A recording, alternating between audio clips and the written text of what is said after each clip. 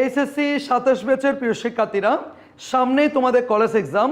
So তোমাদের college এক্সামকে সামনে রেখেই তোমাদের জন্য আমরা প্রস্তুত করেছি ফাইনাল ইংলিশ সাজেশন। সো এই ক্লাসের মধ্য দিয়ে আমরা দেখাবো যেই সকল পেসেজগুলো তোমাদের সবচেয়ে বেশি দরকার আছে, কারণ এত বিশাল সিলেবাসের মধ্য থেকে আসলে কোন ধরনের পেসেজগুলো তোমাদের সবচেয়ে বেশি গুরুত্বপূর্ণ সেগুলো তোমরা অনেকেই বুঝতে পারছো না। সো আমি আজকে করে কম্প্যাক্ট লেভেলের একটা সাজেশন ক্লাস নেওয়ার চেষ্টা করব। জাস্ট শুরু থেকে শেষ পর্যন্ত দেখতে থাকো, একেবারে গোছানো একটা প্রস্তুতি পেয়ে যাবা।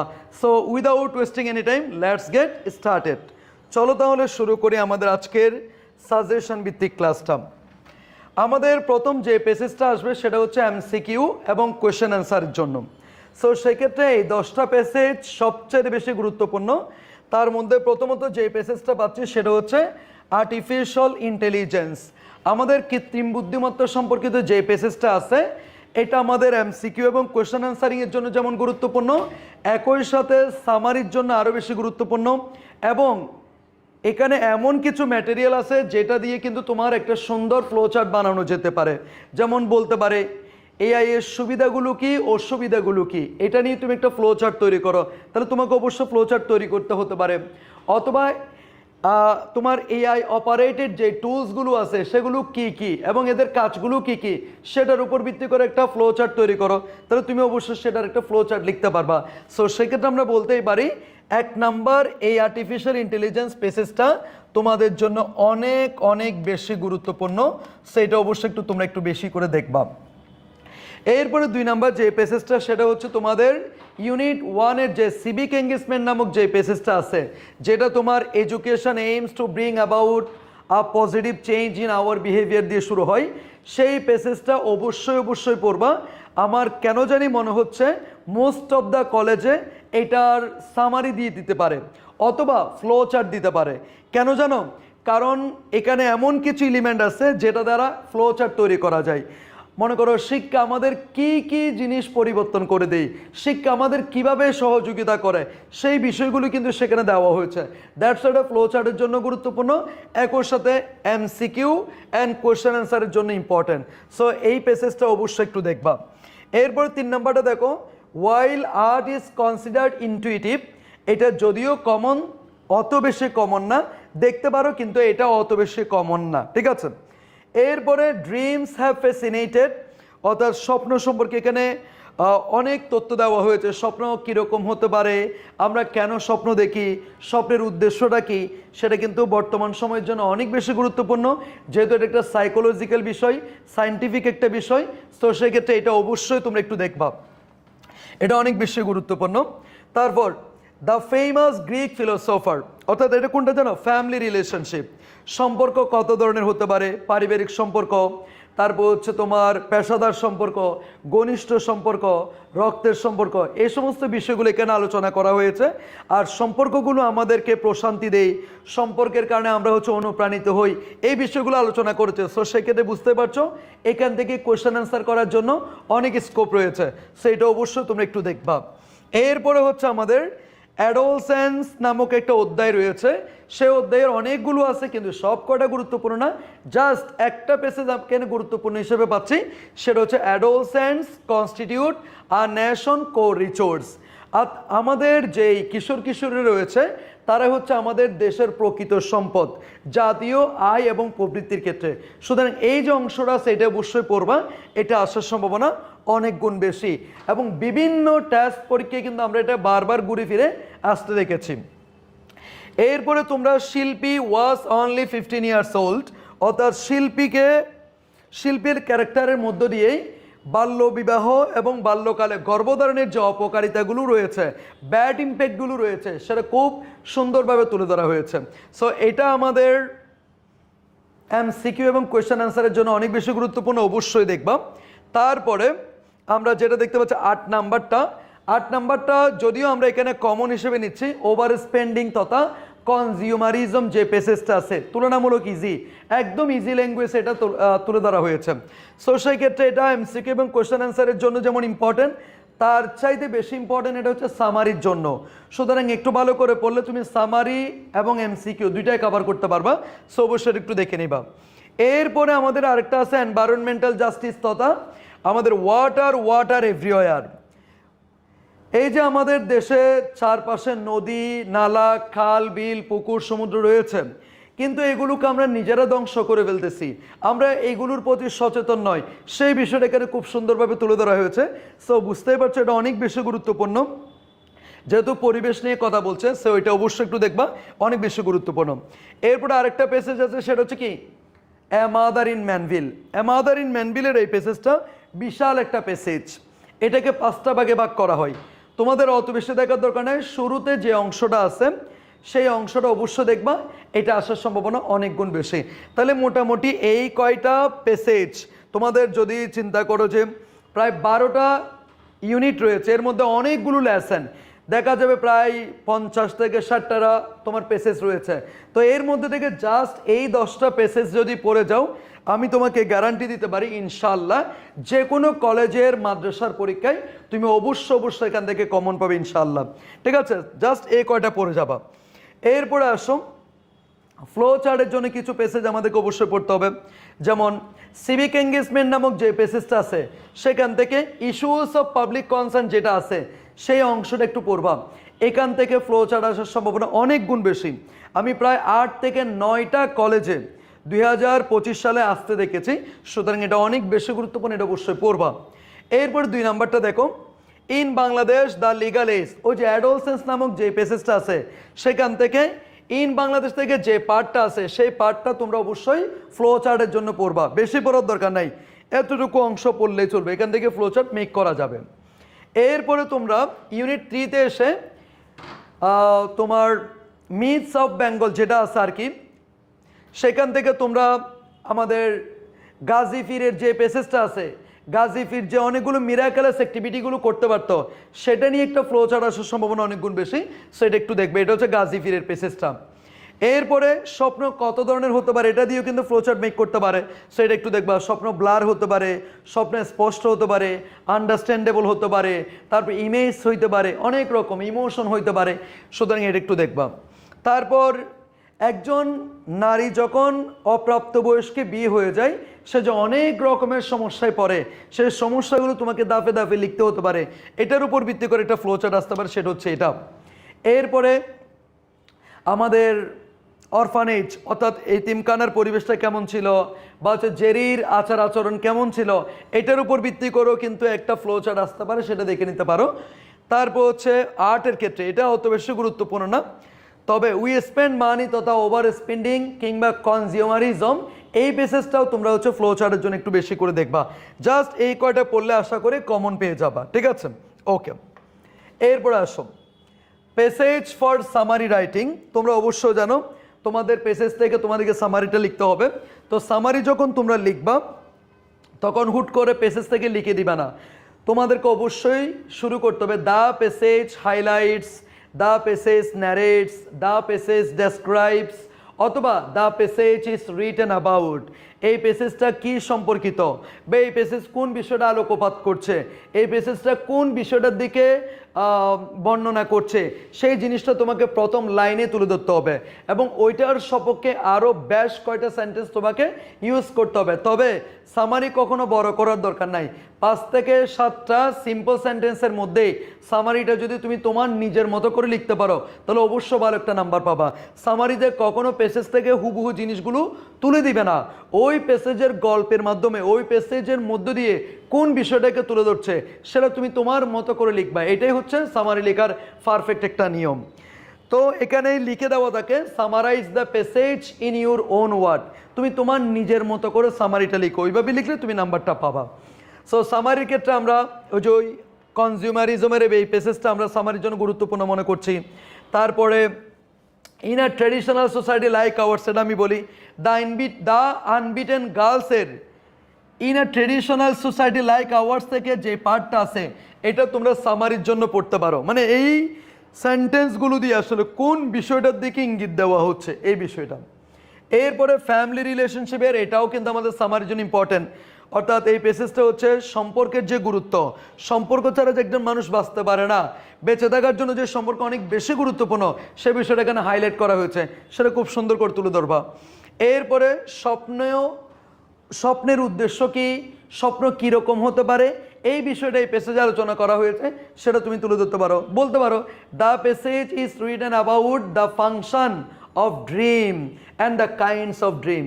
স্বপ্নের কার্যাবলী এবং স্বপ্নের প্রকারভেদ সম্পর্কে এই প্যাসেজটা লিখিত হয়েছে। তাহলে সেগুলো তুমি একটু বলবা। স্বপ্ন কীরকম সেই সংজ্ঞাটা ওইখানে আছে, স্বপ্ন কত ধরনের হতে পারে সেটাও তুমি একটু লিখলাম। এরপরে আসো আরেকটা সামারি আছে, সেটা হচ্ছে the story of Gaza. The story of গাজার I want to write about Gaza সম্পর্কে যেই অংশটা আছে সেই অংশটা পড়বা, এখান থেকে সামারি আসার সম্ভাবনা অনেক বেশি। তারপরে এটা হচ্ছে সিভিক এঙ্গেজমেন্টের education aims to bring about positive changes in our behaviour, এটা একটু পড়বা। এটাও কিন্তু আমাদের সামারির জন্য গুরুত্বপূর্ণ, এটা শিক্ষার যে গুরুত্ব সেটা তুলে ধরা হয়েছে। তারপরে হচ্ছে ওয়াটার এভরিওয়ার মধ্যে one of the sources of water in our country are the rivers, যে অংশটা আছে সেটার গুরুত্বপূর্ণ একটা অংশ তোমরা পড়বা, যাতে করে সামারি আসলে লিখে রাখতে পারো। আর এখানে বলা হচ্ছে নদী, নালা, খাল, বিল এগুলো আমাদের দেশের জন্য খুবই গুরুত্বপূর্ণ, কিন্তু আমরা এগুলোকে নষ্ট করে ফেলতেছি। সো আমাদের উচিত হচ্ছে এগুলো রক্ষায় যথাযথ ব্যবস্থা নেওয়া, না হলে আমরা এমন একটা দিন ফেস করব যেদিন হয়তো আমরা সব জায়গায় পানি পানি বলে চিল্লাবো, হয়তো আমরা কোথাও পানি পাবো না। সেই জিনিসটা যদি খুব সুন্দর করে তুলে ধরতে পারো তাহলে 10 আউট অফ 10 তুমি অবশ্যই পাবা প্রিয় শিক্ষার্থী। এরপরে আসো প্যারাগ্রাফ। প্যারাগ্রাফ তো এখানে অনেকগুলো আছে, তার মধ্যে আমি যেগুলো বলবো সেগুলো বেশি গুরুত্বপূর্ণ আর কি।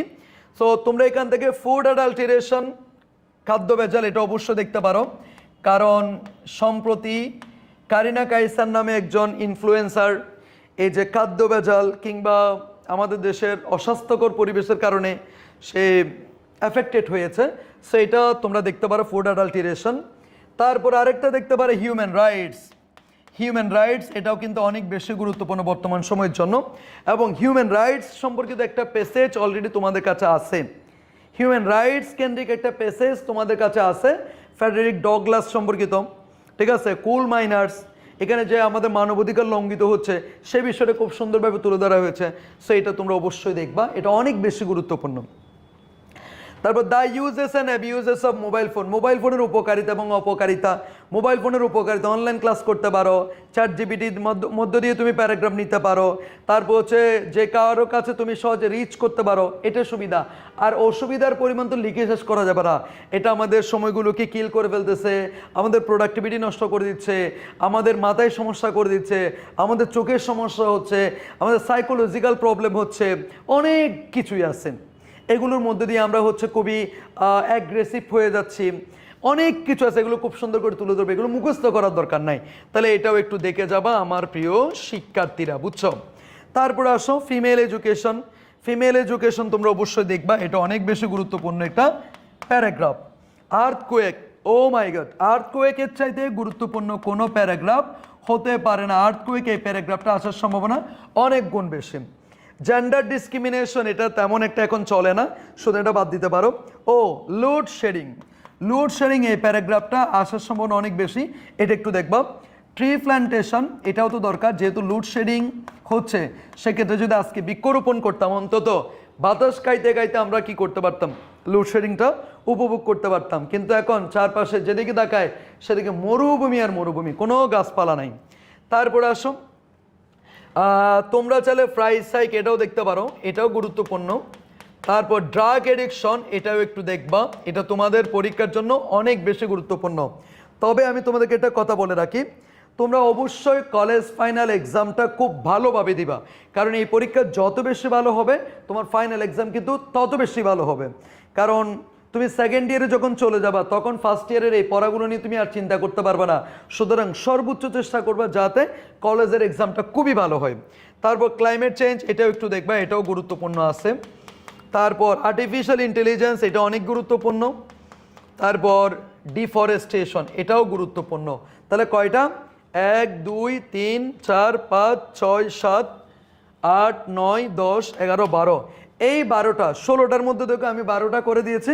জাস্ট এই 12টা পড়ে যাবা, অবভিয়াসলি ইনশাল্লাহ কমন পাবা। জাস্ট এই কয়টা দেখে যাও, আশা করি কমন পেয়ে যাবা। এরপর হচ্ছে কমপ্লিটিং স্টোরি। তোমরা জানো তোমাদের দুই ধরনের স্টোরি আসতে পারে, একটা হচ্ছে ক্রিয়েটিভ স্টোরি আর হচ্ছে traditional story. So traditional story common পাওয়ার জন্য তোমাকে বেশি বেশি স্টোরি পড়তে হবে, না হয় দেখা যাবে যে স্টোরি পাচ্ছ সেটা তোমার কাছে ক্রিয়েটিভ মনে হচ্ছে, কারণ তুমি আগে কোনো গল্প পড়ো নাই। সো যখন বেশি গল্প পড়বা তখনই বুঝতে পারবা এরকম একটা গল্প আগে থেকেই কিন্তু আছে। সো সেজন্য বেশি বেশি গল্প পড়ার কোনো বিকল্প নাই। গল্পগুলোকে তুমি পড়া আকারে মুখস্থ না রেখে গল্পগুলো জানার জন্য পড়ো। গল্প তো মানুষ পড়তে চায়, অনেক মানুষ আছে না শুধু গল্প শুনতে চায়, সুতরাং এই গল্পগুলো বুঝে বুঝে করার চেষ্টা করবা, মুখস্থ করার কোনো দরকার নেই। জাস্ট ওই গল্পের মূল কাহিনীটা কি সেটা জানার চেষ্টা করবা, সেটাকে তুমি তোমার মতো করে লিখবা। এখানে যেভাবে বই থেকে শিখেছো সেভাবে হুবহু লিখতে হবে এরকম না, সব সময় চাই তোমার এখানে দক্ষতাটা কীরকম, এজন্যই কিন্তু স্টোরি রাইটিংগুলো হচ্ছে পরীক্ষা দেওয়া হয়েছে। সো ক্রিয়েটিভ রাইটিং আসলে তো তুমি অবশ্যই দুই একটা লাইন পড়ে বুঝতে পারবে এটা আসলে কোন বিষয়টাকে হাইলাইট করতেছে। তোমাকে প্রথমত চিন্তা করতে হবে এই গল্পের মধ্যে দিয়ে আমি কোন মেসেজটা তৈরি করব। এটাকে আমি কি দারিদ্রতা মানুষকে দাবিয়ে রাখতে পারে না, মানুষ সফল হয়ে যায়, এটাকে কি আমি মেসেজটা দেওয়ার চেষ্টা করব, নাকি হচ্ছে একজন ছেলের সততা বিষয়টাকে তুলে ধরবো, নাকি হচ্ছে অদম্য ইচ্ছে থাকলে যে কোনো কিছু জয় করা যায় এটা তুলে ধরবো, নাকি হচ্ছে সৎসঙ্গে স্বর্গবাস অসৎসঙ্গে সর্বনাশ এই বিষয়টাকে তুলে ধরবো। আগে তোমাকে মূল মেসেজটা নির্ধারণ করতে হবে, সেটা যদি তুমি নির্ধারণ করতে পারো তুমি ওই গল্পটাকে আস্তে আস্তে কী করতে পারবা, ব্রডার থেকে ব্রডার করে ফেলতে পারবা, বড় থেকে আরও অনেক বড় করতে পারবা, বিভিন্ন ইনসিডেন্ট তুমি যুক্ত করতে পারবা। ফার্স্ট অফ অল তোমাকে ডিসাইড করতে হবে এই গল্পের মধ্যে দিয়ে তুমি কোন মেসেজটা সমাজে প্রদান করতে যাচ্ছ। এটা হচ্ছে আমাদের ক্রিয়েটিভ স্টোরি লেখার মূল নিয়ম। এরপরে ট্রেডিশনাল স্টোরির মধ্যে তুমি যেগুলো পাবা আমি তোমাকে বলি, দ্য এন্ড অ্যান্ড দ্য ডাব এটা অনেক বেশি গুরুত্বপূর্ণ, এটা একটু দেখতে পারো, এটা হচ্ছে আমাদের ট্রেডিশনাল স্টোরি। তারপরে হচ্ছে a cunning fox and a foolish crow, এটাও একটু দেখবা। তারপরে হচ্ছে king Lear and his daughter, king লিয়ারের 3টা কন্যা ছিল, গোনেরিল, রেগান, কর্ডেলিয়া, এদের গল্পটা তুমি পড়লে অনেক মজা পাবা। সো এটা অবশ্যই একটু পড়ে নিবা। আর এখন তোমাদের প্রত্যেকের কাছে তো চ্যাট জিপিটি আছে, তাকে বলবা এ মামা কিং লিয়ার এবং হিজ ডটারের গল্পটা সুন্দর করে দাও, বাংলা সহ দাও, সে তোমাকে দিয়ে দিচ্ছে, তুমি করবা বা পড়বা। তারপর what is sport to one is death to another, যেটা একজনের কাছে খেলাধুলার বিষয় সেটা আরেকজনের কাছে মৃত্যুর বিষয়। তো এটা অবশ্যই দেখবে, এটা কিন্তু খুবই সমাজকে খুব গুরুত্বপূর্ণ একটা মেসেজ দেয় এই গল্পটা, এটা একটু দেখবা। তারপর timely realisation of a lion and a boar, এটাও দেখতে পারো, এটাও গুরুত্বপূর্ণ আছে, ঠিক আছে। তারপর গ্রাস ফল লস অল, অতি লোভে তাঁতি নষ্ট, এইগুলো একটু দেখবা, বুঝছো।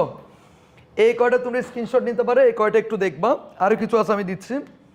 তারপরে আসো where there is a will there is a way a thirsty crow, ইচ্ছা থাকলে উপায় হয়, এটা অবশ্যই দেখবা, খুব গুরুত্বপূর্ণ।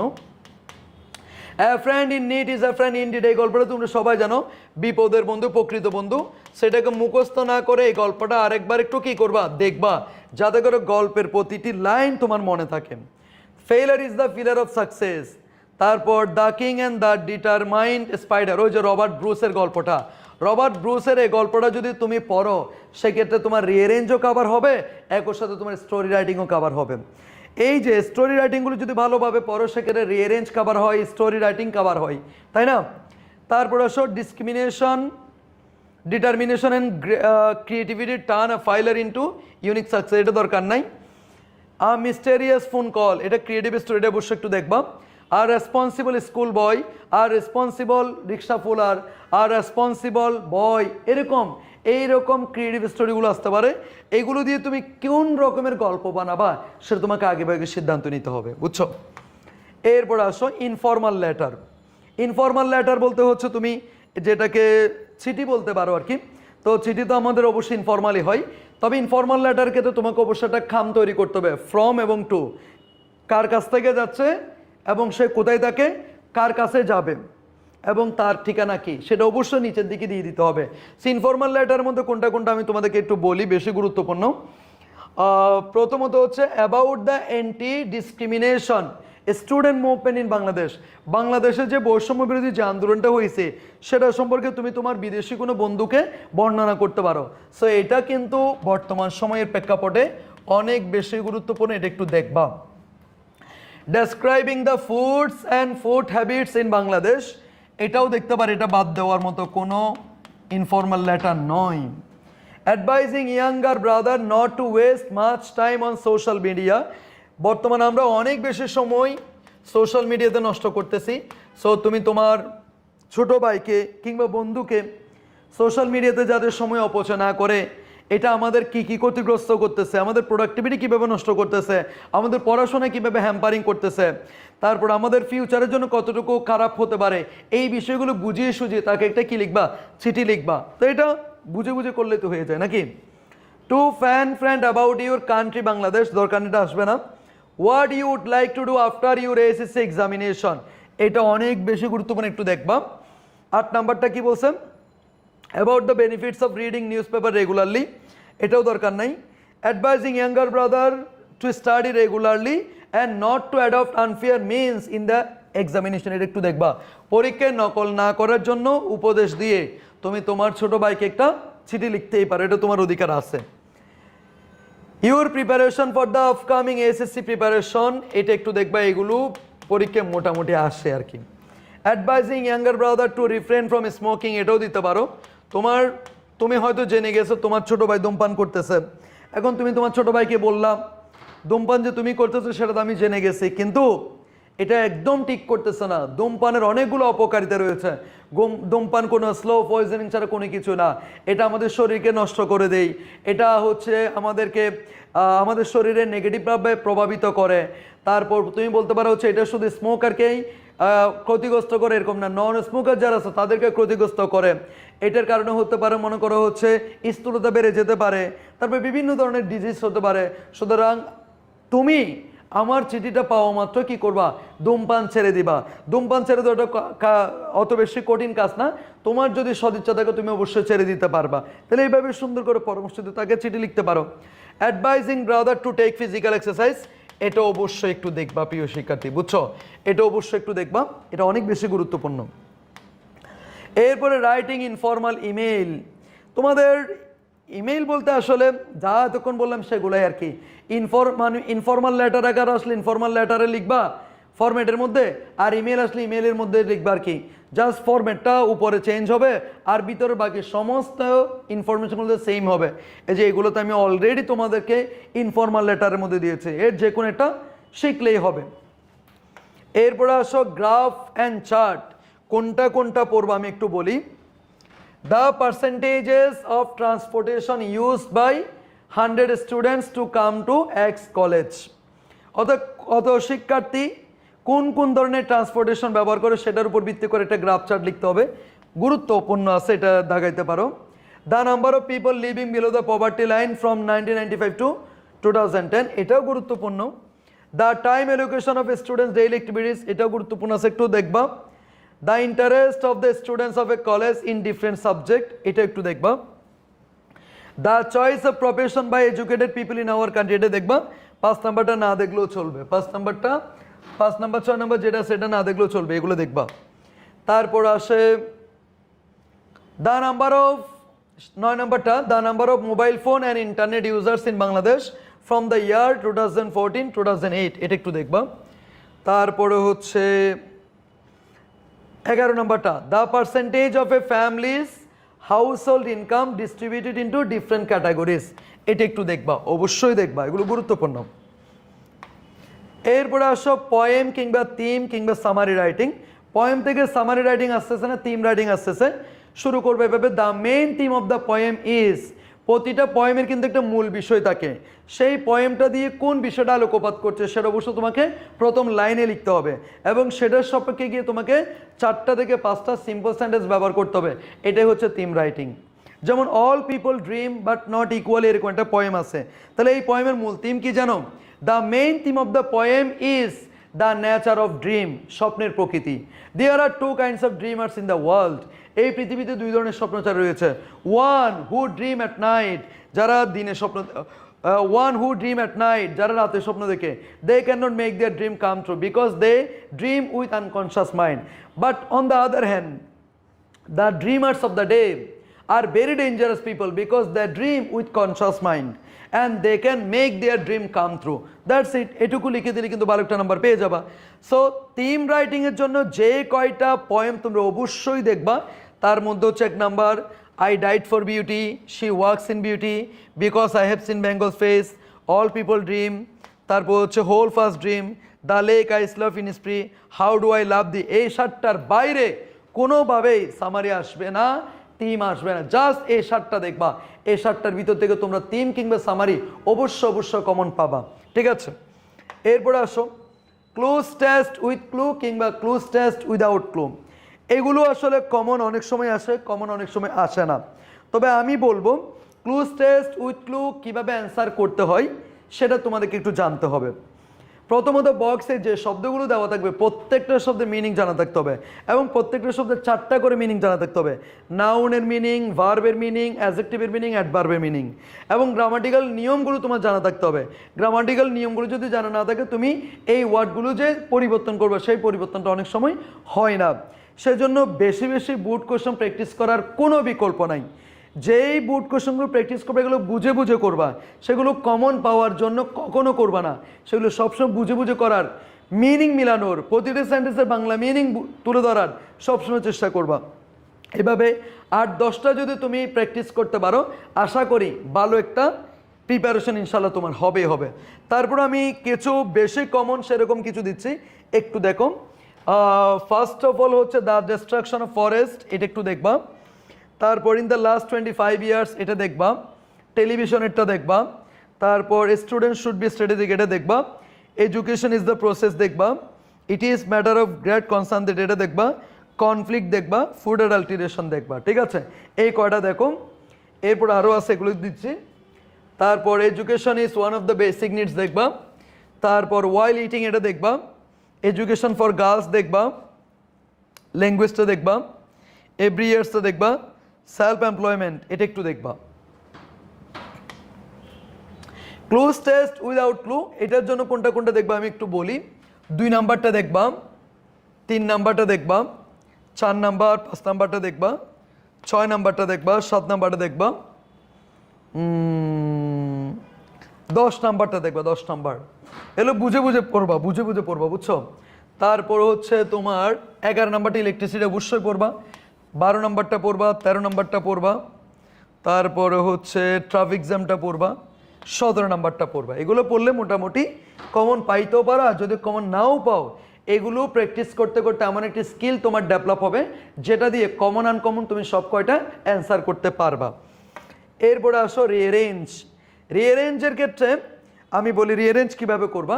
ফার্স্ট অফ অল তুমি রিঅ্যারেঞ্জে যে সেন্টেন্সগুলো দেওয়া থাকবে প্রতিটা সেন্টেন্সের মিনিংটা পড়বা। মিনিংটা পড়ার পরে মোটামুটি গল্পটা তোমার মাথায় ঢুকে গেছে। এখন কোনটার পরে কোন ঘটনা আসবে সেটা তুমি বুঝতেই পারবা, কারণ আগে মৃত্যুবরণ করবে না, আগে জন্মগ্রহণ করবে, আগে বাচ্চা হবে না, আগে বিয়ে করবে, এগুলোই তো বুঝতে হবে। তারপর হচ্ছে মনে করো 1976 সালের ঘটনার আগে 1995 সালে ঘটনা হবে না, আগে 1976 1995। তারপরে মনে করো আগে কবিতা লিখবে পরে কলম ধরবে, এরকম না, আগে কলম ধরবে তারপর কবিতা লিখবে।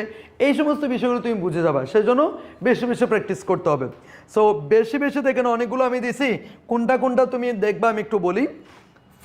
ফার্স্ট অফ অল তুমি 3 নাম্বারটা একটু দেখবা, 5 নাম্বারটা দেখবা, 6 নাম্বারটা দেখবা, 7 নাম্বারটা দেখবা, তারপর এরিস্টটলেরটা দেখবা, এটা একটু দেখবা, বেশি কমন এগুলো।